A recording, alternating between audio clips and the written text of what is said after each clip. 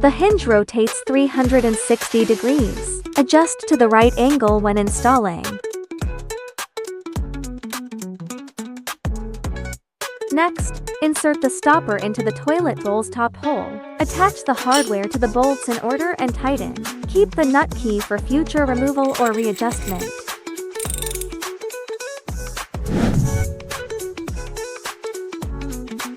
Common questions and solutions. If the hinges are misaligned before installation, tighten the screw bolts and adjust them by hand to the correct position.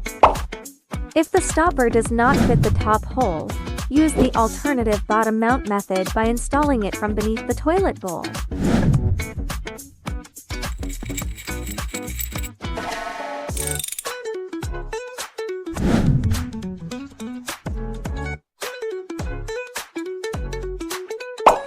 If the hinges pop out easily, use the included mini hex wrench to adjust the hinge screws and prevent instability during use.